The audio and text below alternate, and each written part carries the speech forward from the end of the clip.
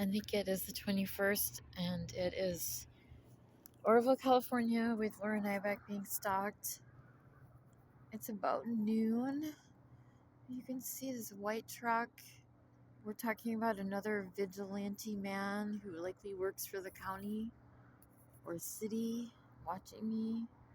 Can you see him? There's writing on the front of the vehicle on the driver's door.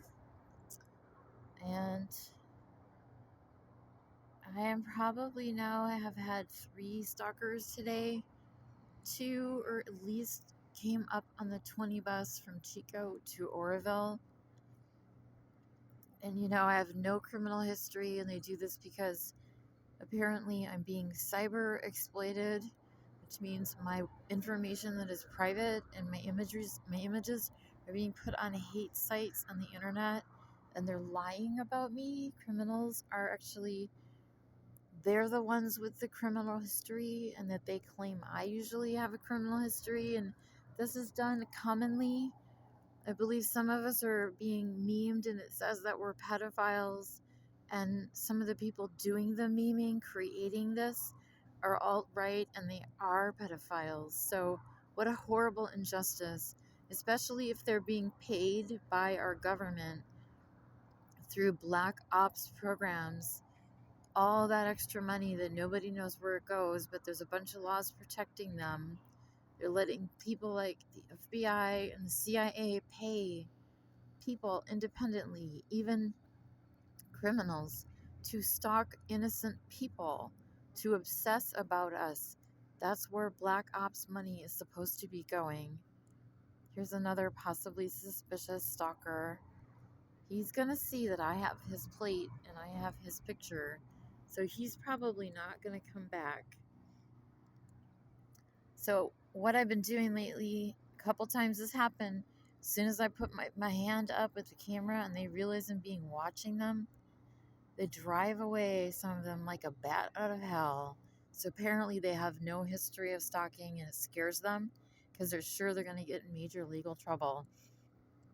If this is a California exempt truck, actually it looks like it says possibly AT&T, I will turn these people in. They're vigilantes being paid in secret, either by really wealthy benefactors who are obsessed with abusing other people. They're bullies. Sick, twisted insanity is going on in the United States, and it's been going on in other countries. And I'm sure that it isn't just our government involved, because it's happening all over.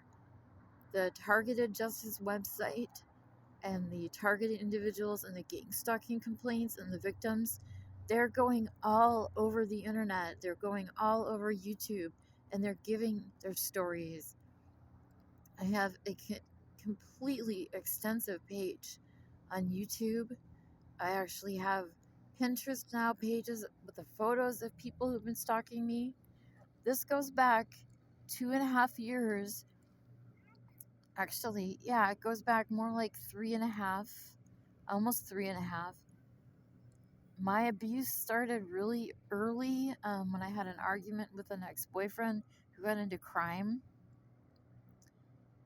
And it was already started before that, I realized.